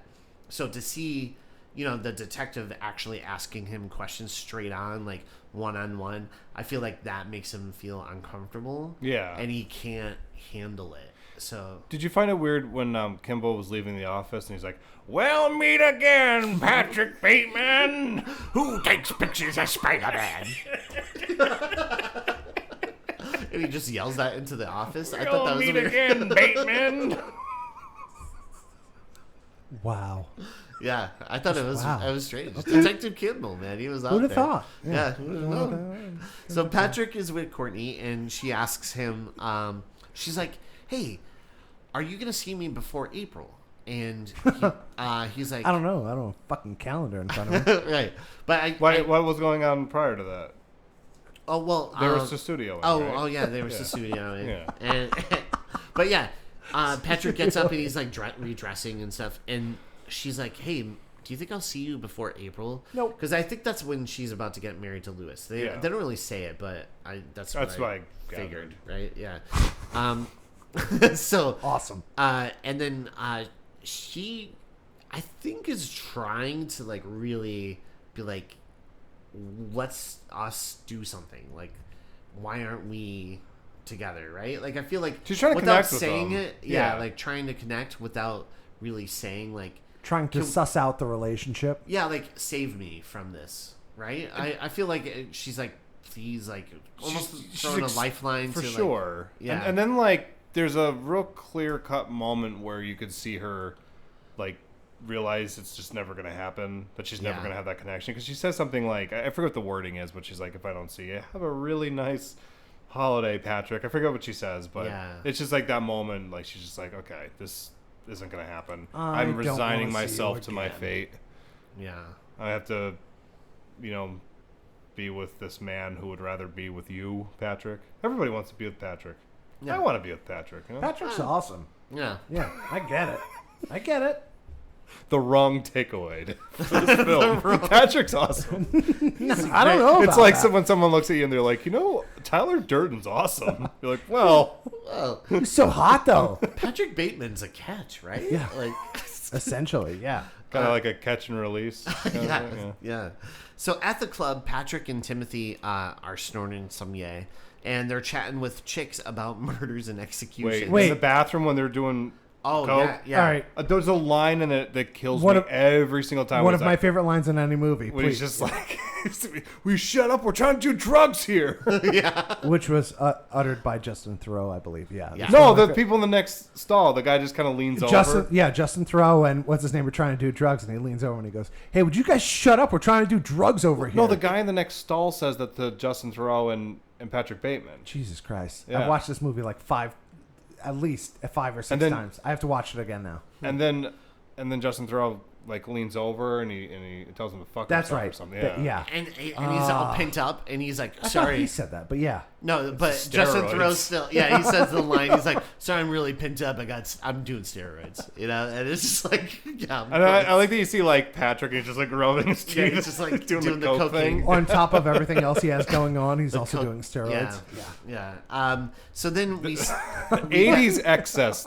it's Perfect. so and then we have where they're chatting with these models and stuff, and Patrick goes, "I'm into murders and executions." And then she responds, and she mistakes what he said for murders and accusations. And Patrick takes, he's like, "Oh," and then she's interested in, she's like, "You're a really sweet guy." So Patrick ends up taking her home, and we don't know what really happens to her, but we assume the lock of he has, hair like, a that trophy. he has, is hers the next day. So what I really like when she's like, he's like, "Oh, I'm into murders and executions," and she's like, "What's the line?" She's like, "Do you enjoy it?" Yeah, do you like what you do? Yeah, do you like what you do? And he kind of just like leans forward and he's suddenly interested in her. Yeah. He's like, "What do you mean?" I love that moment. I always think Yeah. about that scene when I think about this movie, because there's like a moment where it's like, "Ooh, we're gonna connect," and then she's like, "Murders and acquisitions." It's just like, "Oh, okay. Yeah. I guess you'll have to kill you instead." Yeah. I do like that he just kind of like leans forward. He's like, "Well, what do you mean?" What do you mean? It's like when they ask Rory, like, "Oh, I'm into burgers and deep fried pizza." What? Murders and No. Burgers and deep fried pizzas. Burgers and Deep fried pizza. What That's are what your I'm- hobbies? what- Burgers and deep fried pizza. I'm sorry, say that again? What a fun person that must Murders be. and executions. You're at a bar and you're talking hobbies. And you're like, Yeah. So like, what gets you going? Like what? Murders and executions. What hobbies do you have? I like burgers and deep fried pizza. Did you say murders and decapitations? No, I said No. murders and execution. My bad. All right, next So time. at work, Patrick asks Jean to dinner and she picks Dorcia, and he actually calls up and he fakes getting them a reservation, and he's like, 2 at 9. Great. See you then, right? And she's like, you never gave a name. They know me. They know me. And I love that he like has his sunglasses on, and he's just like, I don't know, just so cool in the scene. But then we go where again a takeaway from the movie. Yeah. So he's trying to get 2 at the Winchester. Got it. And he's like, you know what? Before we go out tonight, why don't you come to my apartment, right? And so she's like, oh yeah, sure. So Patrick tries to pick a weapon. They're like, he's talking with Gene. They're at his apartment, and he's going around his apartment, picking out a weapon like Butch from Pulp Fiction, trying to figure out chainsaw, what's katana, maybe. Maybe. Nunchucks? No one ever takes nunchucks. Don't do that. This katana? Yeah, maybe. No, but Patrick ends up picking up a nail gun, and as he's about to shoot her in the head with the nail gun, a phone call interrupts it, and it's Evelyn, and she's like, oh, Patrick, and giving this whole spiel like, you're my guy, I love you, Patrick. And Patrick also has like a change of heart. Like, this is like the only humanity I think we kind of see. It's peculiar for his character. Yeah, it's really weird because up until this point, like he is like in control, very sociopathic, and no feelings or thoughts, or just acting. Right, and then this is the only time I feel like there's like a little bit of humanity, remorse, a little bit of remorse, maybe. Yeah. I don't know. And he's like, Gene, you should get out of here, and she's like, you think so? Like, I could stay if you want me to, and he's like, no, I feel like I'm going to hurt you if you stay, and I actually think it's like a part of him actually cares about Gene a little bit too, but I don't know. What do you guys think about that? I feel that it takes a little bit out of him every time he does it, and he didn't have the energy for it that night. Maybe it's because like she like obviously idolizes him. Yeah. You know what I mean? Like when he comes through, like she like lights up. Like maybe he does care like almost like she sees him the way that he wants the world to see him. Mm-hmm. So like maybe like she does matter to him on some weird like selfish narcissistic level. I don't know. I can't imagine it's like any real humanity. Yeah. Do you know what I mean? I feel that there's like definitely something there, right? Like I feel like something crept in that he lets her leave and get out. Like he doesn't want to hurt her. He even says that. Like, I really don't want, like I think I'm going to hurt you if you stay. And he skimps on the Susudia. Yeah, he does. He essentially gives her an out, which he never does before. Yeah. So he's kind of like, you can go if you want. You're going to die if you don't. If you stay here, you're going to die. But go. On your way back home, would you drop off these videotapes? I've actually been meaning to return them for a while now. I'm always doing it myself. Yeah. You work for me, right? So the next day, Detective Kimball and Patrick get lunch, and Detective Kimball confirms with Patrick an alibi that puts him with a bunch of other people, and that Paul Allen might have just cut town. And at one point, he's like, he got dinner with somebody in London. Like, there's a confirmation, but then there's also other evidence that maybe he didn't. He didn't, yeah. So, when he puts Patrick Bateman with everybody else, and they're like, oh, someone saw you at this party.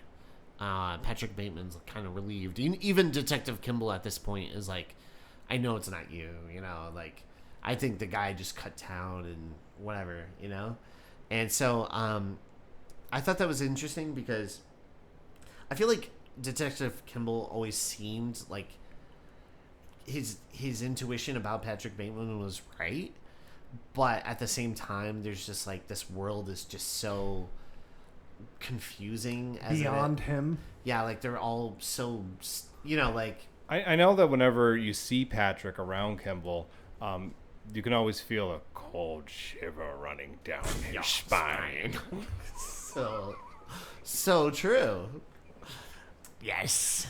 So that night is that a reference I should get, but I don't get it? Yeah, I don't think you got it. Right, fair enough. So that night, Patrick picks up Christy the girl from last time, the lady of the night, and Patrick bribes her into joining him again. And unfortunately for her, she agrees to do it. Like the idea that he pulls up to her and then she knows she's gonna get hurt, but still gets in the car because she's that desperate for money. That it's very tragic. Yeah. Because it's like what's really sad is that he cuts her a check. Yeah. She takes the money and she runs, but then he's just kind of like gets pulls out like a back in. bigger wad of money, Yeah. and seems to be a very powerful vehicle in this film. It's almost a villain on itself, right? Yeah. I say it all. I say it all the time. Money doesn't buy happiness, but it's way more comfortable to cry in a Ferrari than it is a 1992 Ford Esposito or whatever, like just a tiny car. I'd rather cry in like a Mercedes or something like that. So, yeah, money buys a down payment for happiness, I would say. Can't you just like cry outside? I do, and you guys won't let me in. I'm looking for hugs. No one's. We don't want you. Okay, fair enough. So I Patrick, get it now. I get it. So Patrick takes Christy to meet a friend at Paul Allen's apartment. That actress, by the way, is awesome. Oh, so she's good. so like full of life and funny, and is just doing so much in the scene. You know, just seems like a rich party person. Yeah, you know, and Paris Hilton type. Kind of. Yeah. Yeah. Like a socialite type of person. But the actress like really conveys it well. Like a Jordan Baker of Great Gatsby. Like one of Rod Stewart's children. Yes. Right. Yeah. Yeah, I do. Yeah, perfect. So she's trying to put like, she's like, I know you from somewhere, to Christy. She's like, did you go here to this school? Did you go to this school? And Christy's just like looking at Patrick Bateman for answers. He's like, she's my cousin from France, you know? And okay. And so this lady is like, oh, okay, whatever. And then Patrick Bateman puts on a little bit of Whitney Houston and gives a little spiel about she Whitney like makes Houston. fun of him for it. Yeah. She's like, you actually own a Whitney Houston album? You should. And then we see where Patrick hooks up Susudios with the two girls. And then at one point, you know, the two girls are under the sheets. Christy crawls out while he's like busy with the girl that he knows. And she crawls out, and all of a sudden she hears that girl scream, and there's blood just like all in the sheets and stuff. And Patrick like peeks his head out like a vampire. Yeah. It looks like, you know, and it's so creepy. This whole scene's really creepy. And so she makes a run for it, and then all of a sudden he has a chainsaw and he's like chasing her naked like through the hallways and stuff. That scene is, and just his face is like, ah. Yeah, he looks like a monster. He really does. He looks like a monster in that I scene. say it's the scene of Jack Nicholson axing his way through the door. Yeah. It's the equivalent of that. Is he wearing shoes? He's like running in the hallway. It's either socks or shoes. I want to say he's definitely got socks or socks shoes. on, which makes you more athletic and makes you more nimble. So, yeah, I respect that, definitely. Yeah. But, he's just completely naked, wielding that chainsaw, and he looks like a monster. Yeah. It's real. Yeah, it's great. What's really funny, and this is another iconic scene when she's like running down the steps and he's kind of following her with the chainsaw. He does that in The Dark Knight. Do you remember like when the vehicle is like speeding around the parking garage? And he that's jumps. an homage to It that? 100% has to be. Holy shit. Holy shit, I just realized that. Yeah, and then he like times So, it yeah, out. wait. So he takes the chainsaw as they're going down, and he drops it, and it falls on her. Yeah. And then In in Dark the Dark Knight, Knight, he does at the same top, thing. The car's going down, and then he jumps as the dark. That's fucking awesome. Yeah. That's amazing. I never thought about that. No? The first time I saw that in the theater, I was like, ha! Yeah. Well, it's almost like you like. Wait, do you like movies? You ever see movies before? No, actually, no? I don't like them. Okay. Let's move on. I thought it was weird when he did say to Christy, yeah, but you know, you're not wearing hockey pads. There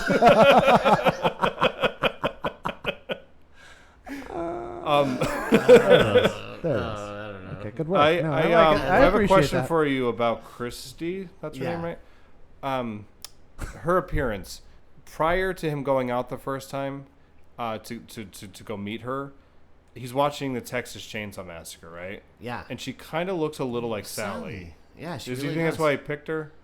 100%. If you watch the scene from the Texas Chainsaw Massacre at the end, she's like have freaking not. out. Well, it's in the movie. Where she's screaming. Say so. Well, she's like in the back of the pickup truck and she's screaming, and it's like a real famous shot of like Leatherface just kind of like, going crazy with the chainsaw and wielding it around. But the girl that's in the back of the truck looks very similar to Christy, and I'm wondering if that's why he picked her. Okay. Because he seems very influenced by like media, by like magazines, newspapers, catalogs. I don't know. It's just something I was thinking Pop about. No, I media. think so. Okay. Yeah. No, I definitely see like a resemblance because she has like the bangs and stuff, you know, but the hair. Courtney Cox, itself, Scream 3 bangs, or no? Yeah. That's different. Yeah. Oh, okay. No, but she has the same like hair color Yeah. as Sally a little bit. I could see that for sure. Yeah. Even like the eyes Yeah. of Sally.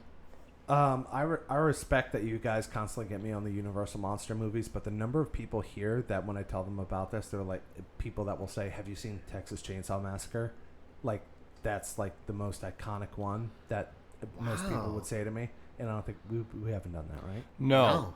And it's an interesting franchise. Because they've also said that like the older one and there's a newer one, and they're both kind of good. And people No. have, The first movie. No. He hit me with a no. No. Not even it's your opinion. He hit me with a no. No, it is a very, very awkward franchise. It's like one of those type of franchises where the first one said everything it needed to say. Yeah. And then the second one's kind of fun in like a very like campy kind of way. And the third one, like a nice trashy slasher flick. But like that franchise is not good, and it's all over the place, and it's just getting messier as time goes Yeah. by. But we don't have to talk about that. Yeah, I feel like the remake was. I'm glad I brought it up. The remake in 2004 or 5. Which one? There's like 50 of them. The One OG. with Do Jessica you guys like the Oh, OG? Jessica Biel from the 03, I think it was. Is it 03? Yeah. That's a good one. I like that as far as like the recent stuff. After that though, I feel like The remake didn't work for me. I felt like the grittiness of the original movie. Like I remember in American Movie, and Mark Borchardt, he's like, it's like you're watching one of those like 16 millimeter accident films. Yeah. It has that kind of like dirty 16 millimeter look to it. Yeah. And then they remade it, and it looks like a music video. And, Yeah, it definitely looks more and like like a music I don't video. know. All right, Yeah. I'm glad we're not talking about it. But yeah, so at lunch, Patrick tries to break it off with Evelyn, and he's sitting there drawing like the picture of like Christy with a chainsaw in her, Okay. and he's breaking it off with Evelyn. He's like, "I'm serious, it's over," and she's like, "Oh yeah, okay, You're but not my terrible. friends are your friends." It's like you can have them. Like you're Yeah. you're just not terribly important to me. Yeah, it's just not terribly important to me. And then I love when she's like, "Oh my god, you're serious, aren't you?" And then she's actually getting upset. And then she's like, "Where are you going?" He's like, "I have to return some videotapes." Like this is like one of super like you are breaking up with your fiance and you're like, "I have to leave to return videotapes." In all honesty, that's not what's happening. But it's just really funny to think like if that was an actual situation, and you're like, I have to return some videotapes. Don't want those late fees. Right. So that night, Patrick has a bit of a mental breakdown at the ATM. So at first he's like about to draw some money out, and he's like, "Oh, hey," and he picks up like a little cat, and then he looks at the ATM screen and it says, "Feed me a stray cat." So then he like puts it by the thing, and he's like trying to see if he could like put it into the machine, and then he's like, "Oh, maybe I should get my gun out to like shoot it to bits so I could like push it in or something." But luckily he's interrupted by this old lady who's like, "What the hell She's are not you having doing?" it. Yeah. Yeah. And so, but unfortunately for this old lady, she saves the cat, but ends up getting shot herself. I'm just happy the cat survived. Yeah, did you Yeah. guys see in the year this movie came out, the Cat Oscars? No, I didn't. The cat won for Best Supporting Kitty. Oh, really? Yeah, Fluffy Flufferton? What about the dog from the beginning? he did not What's win. his name? I think it was Bark Simpson. Yeah. Yeah, That's he not was- Park Simpson. Yeah, he didn't win, unfortunately. Oh, man, Yeah. that's too unfortunate. What was the cat actor's name? The cat, Yeah, Cat Stevens. Cat Stevens. God. Oh my God. It's cool. So It's lazy. cool. Fine. Cat Yosef. What's his name now? Catman Scruthers. Then we see, a couple cops are like now chasing after Patrick Bateman, and he has a shootout with these cops, and he kills about 4 police officers. He guns down at least 2 of them, and then shoots at the cop car till it explodes. Yeah. I love that how he kind of like sees the car explode, and he's kind of in awe of it, and then he like looks at his gun like, wow, Holy like, shit! I did that. This did that. This- Neato. That happened. I hope this gun thing catches on. It will. It will terrorize our schools for the next 20 years. Why haven't I used this before? So easy. I could probably turn the TV off with this thing. Then he goes in, and a doorman confuses him with someone, so he ends up shooting the doorman. And then a bellboy. I love how he goes out the exit and swings back around to shoot the bellboy. Yeah. And then he runs off, and now paranoia is like really setting in, and there's like helicopters like around. That the was building. Rory audibly yawning directly into the microphone. Go ahead, EJ. Yeah. So then We're all there, buddy. I'm with you. I'm not too far behind. he goes into his office building. Oh, wait, but how about right before he goes up to the office building, there's another guy at a desk, and he like reaches into his coat like he's gonna shoot him, but then he pulls out a pen and actually like signs in. Yeah, he's like, But he looks absolutely insane. Yeah, He his wants hair- to abide by the rules. and this is again where his hair is just like out of control. Yeah. Too. And all like, so I feel like, I don't know if that's like supposed to, maybe it just happens, but whenever he's out of control, like his hair is out of control. I don't know. Yeah. Oh. Yeah, I don't know. But anyways, he's out of control. He's upstairs, and he's like, he ends up calling his lawyer, right? And he confesses to killing a bunch of people to his lawyer, Harold. On the phone with the police chasing him, almost Goodfellas-esque with the helicopter. Yeah. Above him and Circling freaking out outside. and not Yeah. knowing what to do or who he is or what's going on. This is our second Goodfellas reference. Yeah. That's how On we the do. Freakquels podcast. Hey, man, if you're going to have a reference twice in a movie, Goodfellas is Be a good one to have. Goodfellas. Be Goodfellas. That is a good goddamn It's a movie. good reference. So, It's so good, Goodfellas. So good. yeah. Anyways. So, Patrick confesses to maybe killing up to 40 people. Yes. Yeah, 40 people, like, which is insane. Because he's like, I think it's 20. Amateur. 40, you know? And you're like, holy shit. Like, and if you do the math, he does kill maybe, like, 9 people in this, right? Yeah, because I like when Christy's trying to get out of the apartment, she like stumbles over a bunch of dead bodies. Isn't there like a bunch of them in like a there's closet? 2 in the closet. Yeah. Yeah. And so you figure, like, those 2, the... So let's just fast forward to the end because Yeah. I'm still confused by this. I love this movie. I've seen this movie a bunch of times. Yeah. And I still don't know, was all of this a dream for Patrick Bateman? Yeah, so the next... Yes, go ahead. Yeah, so the next day, Patrick heads to Paul Allen's, and everything is gone now. Like, everything Everything that he said thus far to his lawyer and all of these things essentially haven't happened, or I don't. Yeah, so he goes to this apartment, and it's Paul Allen's apartment. Everything's painted over white. He goes to the closet where those dead bodies were, and they're now gone. And It's empty. Yes. Everything's emptied out of this apartment. And we see where this lady is showing the apartment to, like, interested A either realtor buyers. of some sort, yes. Yeah. And he's like, what's going on here? She's like, oh, are you the 11 o'clock? And then he's like, no. He's like, isn't this Paul Allen's apartment?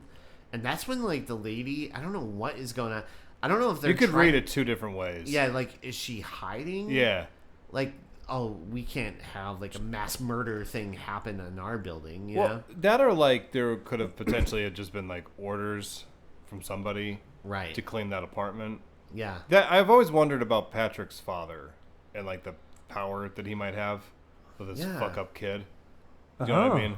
Yeah. Okay. You know what I mean? Like, 'cause I know what that's you're not saying. an uncommon thing, but yeah, because I mean, you go into the apartment and and it's like completely like painted over, as you said. So there's 2 things that go through your head: is either this didn't happen, or this is a Or it cleanup did job. happen and someone covered it up. Yeah, for him. someone came in. They called in. I never thought about it that way. Yeah, Yeah. Yeah.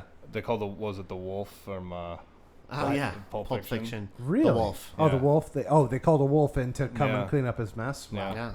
Yeah. But yeah, But I still to this day don't understand whether or not it was all fiction or it was in his head and I kind of like it that way because I don't know because there's not a concrete answer. hey, you know what's fun about movies? And they don't really like trust the audience enough anymore to just do things like this. Sometimes it is nice to leave an audience with an ambiguous ending because then you actually have something to discuss and theorize with and bond with people over as you just kind of come up and talk about what you think it meant. I think I told you the happiest I ever was leaving a movie theater was No Country for Old Men because the people in front of us, there was an older couple and they audibly said, "Is this over?" I'm like, yeah, it's fucking over. Yeah, this is how they chose to end it. It's like that. And it was just, they were so confused and it just made me delighted. Like, did it end? Did it not end? What goes on? No one knows. It's up to your interpretation. It's up to you. Whatever you want it to be, it could be. But maybe the director or the producer has an idea of what it should be. But it's up to you, man. I'm Just confused, enjoy though. it. I'm confused because you said that was the happiest you ever were in a theater, but I specifically remember you telling me the story about the happiest time you were ever in a movie theater was an adult theater. No, it was actually The Rise of Skywalker. So Patrick calls Jean for help, calling out of work for the day. He's like, I won't be in. And she's like, are you okay? And he sounds No. so frantic and out of it. Clearly, he's not. Okay. Yeah. Then Patrick shows up to meet with all the other boys. And Patrick sees Harold, and Harold thinks Bateman is actually another person named Davis. And that everything's a joke. He's like, oh, that was really That funny. was a really funny you? message that, Yeah. yeah. I know. And he's like, and he claims that at one point, he's like, all right, you're going a little too far with this. You're freaking me out, man. He's like, I had dinner with Paul Allen Last night. in London, Yeah. like a week ago or something. And, or 10 days ago. Yeah, you're kind of freaking me out the way that you're. So then you're left to believe, like, well, what's going on with Paul Allen? Well, there's also another way you can look at that because he does get that the lawyer does get a look on his face like, let it go. Do you know what I mean? Oh, like I cleaned it up. You like I'm playing along, but drop it. Yeah. That's how you could read it that way too. Oh, okay. Like he's kind of like, I have your alibi. I had dinner with him in London. I saw Paul Allen. Yeah. You shut let your it mouth. go. You shut your mouth. Yeah. You shut So your I mean, mouth. and again, now this is the thing. I keep saying this. There's two ways you can interpret these things. Either none of it happened, or there's the wolf was sent in. Yeah. It's just And then the final thing is, they have a conversation about Reagan and stuff, and Patrick Bateman's like so out of the conversation. He's like, yeah, whatever. But then he starts to have that narration in his mind, and Patrick admitting his pain still lives on. Like it's still in there. But like, what still affects him. is going on? he actually gives my graduation speech. Yeah. So I could just want to inflict my pain on everyone. I just want to inflict It pain. didn't go over well. There were some parents who were deeply concerned. I love it. Yeah. But what did you guys think of this movie? You want to go first? Hey, go ahead, Vince. I didn't have a chance to rewatch it, but this is hands down one of my favorite movies. It's so I'm trying to think of the best word to use for it. It's it's a sociopath. Yeah. And you literally learn the difference between a sociopath and a psychopath. And this dude is a psychopath because he acts on all of his instincts. And I just love this movie. This is one of my favorites. Any use of Phil Collins is good to me. I could be talking about anything right now because you're both buried in your phone. I was getting my emojis. No one's paying attention to anything I'm saying. I love it. No. No, this is one of the ones, man. Fucking Phil Collins references, Huey Lewis and the News. Yeah. He's such a... He essentially sets up to be the greatest Batman of all time, I would say. That's just trying to set people off and get more notes out of people. Yeah. Greatest Batman of all time. Go ahead. All right, go ahead, guys. Go ahead. I really like this movie a lot. Yeah. I me too. do. I think Christian Bale gives one of those all-time performances. It may be my favorite Christian Bale performance. I don't know. I was like thinking about it, and it certainly is most entertaining. He's wonderful in this film. Definitely. I love this movie because I remember the first time I saw it, I think I was probably about 15. And I just want to say, I'm sorry to do this. Unlike anything you've ever seen before, right? I mean, I don't know.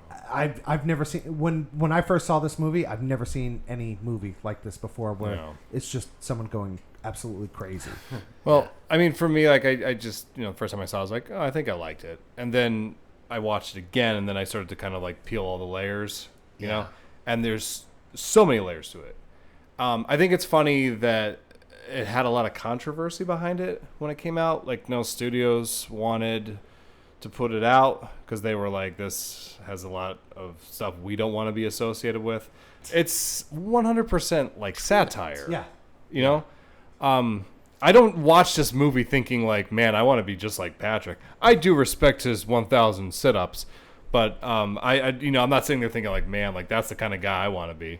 But anyway, point is, I like the movie quite a bit. I love the fact that it leaves you with a lot of stuff to kind of chew on after the movie's over. And I've had lots of conversations about this movie with people.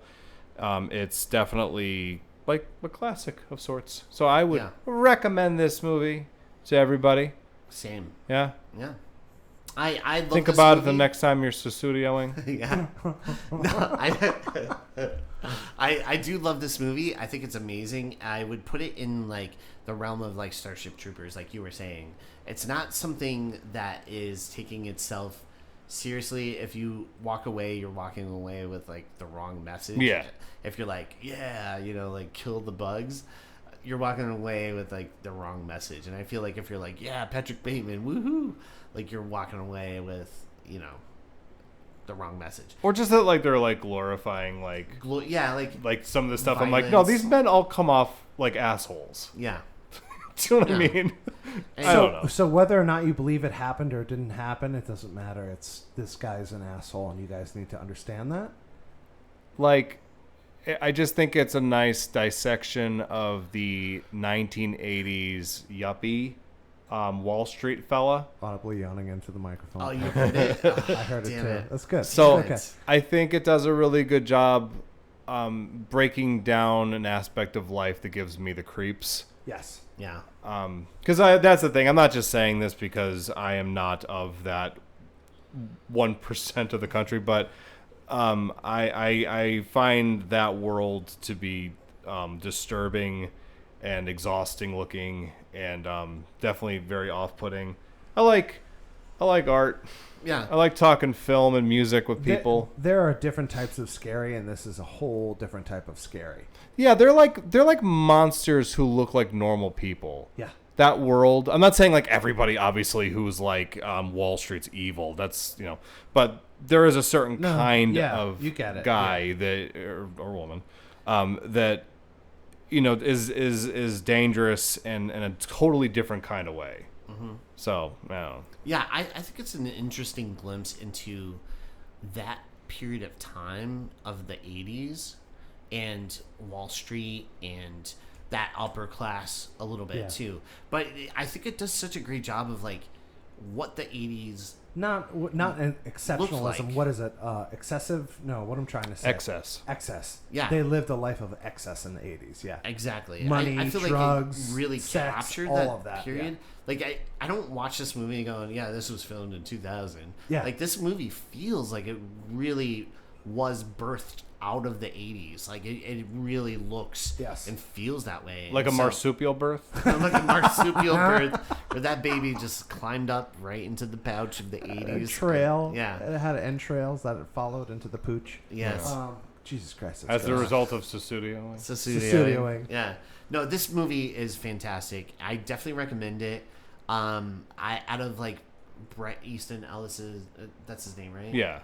I feel like this is definitely like one of his best. Is that who directed this? No, Wrote he it. wrote it. Or he wrote it? He wrote this, and he wrote Rules Less of Than Zero. Attraction. Rules of Attraction is That's a really good one. good too. Yeah. And you get to meet Sean Bateman, which is like Patrick Bateman's younger Yeah. brother. He's in that. Yeah. Wait, what? Yeah. And he's a psychopath. Oh, okay. too. Well, he's just like a narcissist, really. Yeah. Yeah. All right. He's bad news too, but Bad News Bears. and he Okay. gets a call from Patrick at one point, right? In Yeah. that movie, I haven't seen it in a long time, but yeah, he gets a call from. He's like, "Hey, Patrick," he's like, "Sorry, I was just talking to my brother." And so it's like a cool Very little nonchalant. nod. Yeah, but Patrick was probably talking to him on one of those big, giant 1980 cell phones. yeah, Giant, like a brick. Yeah. yeah. I'm But, calling you from my car phone. But Bret Easton Ellis, I love Less Than Zero. That's like another movie that, if you haven't seen it, it's really, really good. I won't watch it. Robert Downey Jr. is in it. James Spader, All right. Andrew McCarthy. About a third of the way there. Okay. Okay, no, So great soundtrack too. Okay, I'm in. So, anyways, definitely recommend this movie. Now, Vince, what are your emojis for this film? I have the muscle thing, the Ooh, muscly arm, That's good. and That then is so good. and then I have that's a clever. cat, kitty cat, Yeah. and then the ATM, Oh, and very then good. a gun. Oh my god. All right. I have an ATM also, and I have a cat. Of course I do. Yeah. Because I like that cat. I saw a cat I saw him. immediately. I was like, that is a cute fucking cat. And you know what's funny? That cat was just trying to get some money out of the ATM. That's all it's And his trying to asshole do. comes over and starts trying to push him into the ATM. Leave the cat alone, Pat. I The found cat doesn't know the pin. Why are you forcing him? that He cat doesn't know any better. That cat knows it's pen. He was just trying to pull some money so he can get some friskies. I get it. All right. He had a hard day. What's his name again? Cat Stevens. Cat Stevens. Cat Stevens. Anyway, so I got an axe, and then I got Yeah. a different type of axe. It's a guitar, because there's a lot of see of what you music did there. talk. Yeah. Nice. And then I got a woof woof Oh, that's good. from my Yeah. fallen woof woof Yeah. who died. I know. That was sad. It was sad, and I don't agree with the choice. But anyway, that's my emojis. Ba-ba-da-ba-da-bam. In all fairness, Sports by Huey Lewis and the News is one of the greatest albums of all time. It's really good. Yeah, it's up there for me. So if you're not sure about it, go check it out. Huey Lewis and the News, and the album is called Sports. I like to listen to sports when I'm putting up drywall. How? Yeah, that was really good. Jesus Christ, that was good. Did you hear that? That was Yeah, really that was good. really good. That was really good. And my emojis are just it's a knife and a dinner plate with a fork and a knife because of all the reservations they're Get it. trying to get in. See what you did there. Yeah. So I feel like you just threw that together real quick. I did. Yeah. Who'd have thought? Who?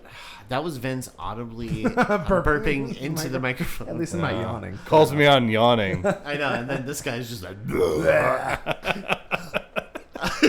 But it's like he leaned into the mic I to did. do it. Yeah. I tried to make That it wasn't all- like he couldn't help it. He's like the character from The Simpsons, like Barney.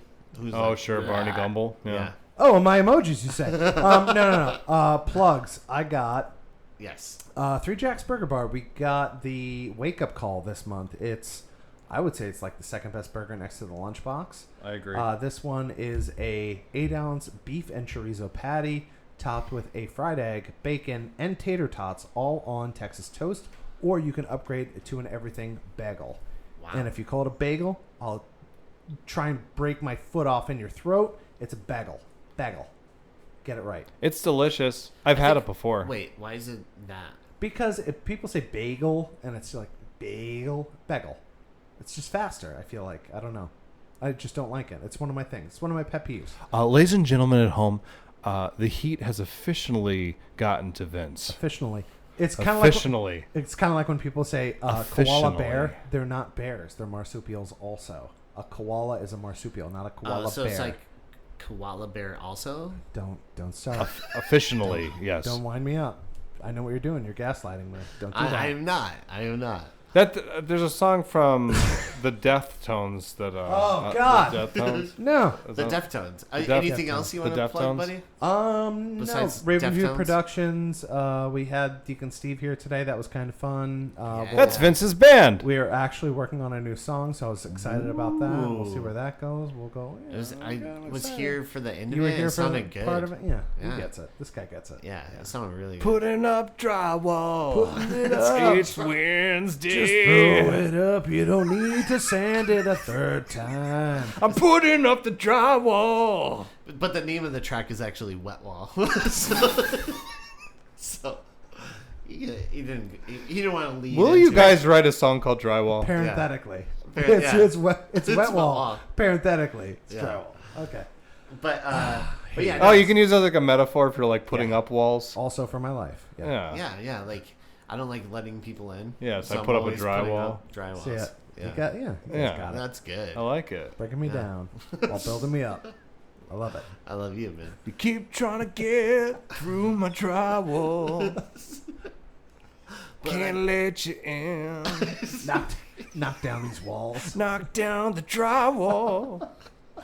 I don't think it's fair to say koala bear. All right, guys. Okay. It's late. All right. It's Rory, late. you go ahead. You plug next. Oh, I got plugs. You plug next. I think he said Raven View Productions already, so why not say it again? We got Fourth Cut Reviews. That is Chris Conforti's little review thing that he films or types. That's something. Variant Season is a band. That's something. Featuring people that we know. That is also something. Hell yeah. Gravy Diggers. Ooh, that is something. Yeah, you're not going to see that on the Dorsia A lot menu. of something. It should be in. Yeah, Dorsia. OSHA should be here for that. Most importantly, for the ATM cat, I'd like to say, kitties of NEPA Pet Rescue. Because if you ever see a cat being shoved into an ATM, it needs pet rescue. With a gun to its head, yeah. Yeah, that stuff is horrifying. So here's the thing. That cat was a stray. And some psychopath tried to stick it into an ATM. So if you look up kitties of NEPA Pet Rescue, they can hook you up with a cat. And then that cat won't be on the streets getting fucked up. So there's that. And then the last thing I wanted to plug was EJ's mouth. My mouth? What? With what? Drywall? Yeah. Call it what you want, buddy. All right. How about you? You got any plugs, EJ? Oh, I got Susudia. Susudia. So, I have some plugs. Adam Farley's music. Check it out on YouTube, Facebook, Spotify, iTunes, He's wherever busy you about listen to music. Also, follow Adam Farley Music on Instagram so you could get like links to different shows that he has coming up. Also, follow Chris Alou on Chris Alou's music on Instagram, but you can also check out his music on Spotify and iTunes. Songs from the Hallway is his I have him EP. on Apple Music, yeah.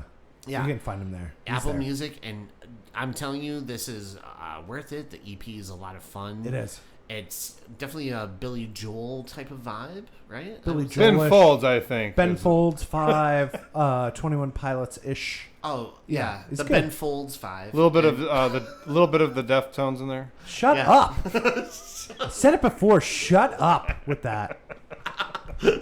Sorry. And then also make sure to check out the Eastern Tribute Collective, our new metal messiah, Jon Snow. Jon Snow. He's the head of 18 different bands. I love the praying hands as you Yeah, mentioned him. I praise it, Jon Snow. Yeah. And He's so a metal messiah. That makes Yeah. sense. So he is in 18 different bands, all covering all the coolest new metal people from that time, and it's amazing. If you see any show, you have to see Jon Snow. Godsmack, Limp Bizkit. Oh my God. Yeah. As they A lot of cover stuff. Susudia, I believe. Susudio. Yeah. They do a Susudio? cover. I wonder if they would do a Susudio for us. think they would. Susudio. Yeah, I could see them doing that. Yeah. But also check out NEPA Movie Mania, headed up by The Vinch, Joe Petito, and Justin.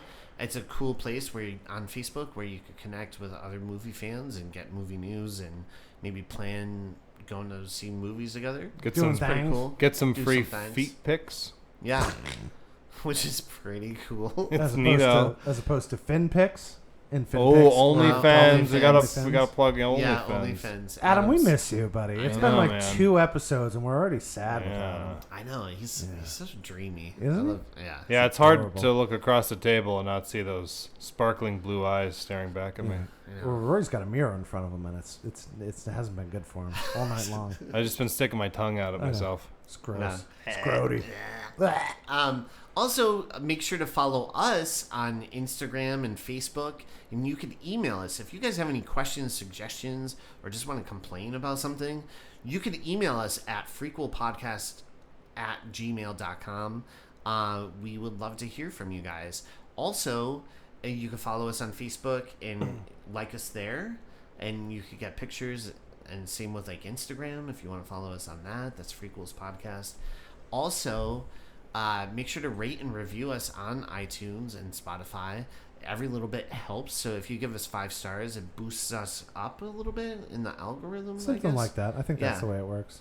So that would help us out if you could even write a review. Like if you guys hate us, you Also, leave us 5 yeah, stars, absolutely. but then just Absolutely. trash us Yeah. in the review. You But- sounded really good today. Do you think you sounded really good? I feel like with the headphones, you sounded really good today. Oh, really? Thank you. Did you I notice appreciate it? Because you did. You sound really, really good. Wow. Thank you, man. His I volumes appreciate are- it. Yeah? Christine. Yeah. Yeah. Yeah, you only got to worry about you this time around.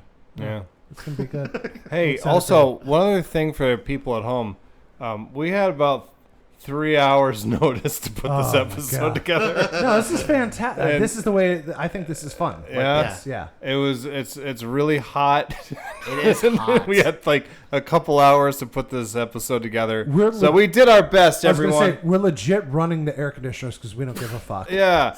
We didn't want to miss Yeah, a about halfway Wednesday through, yeah. to get an episode out to you guys. No, it's good, Yeah. though. I'm Yeah. happy to see everybody. I know. Yeah. Me too. I always look forward to Wednesdays. Yeah.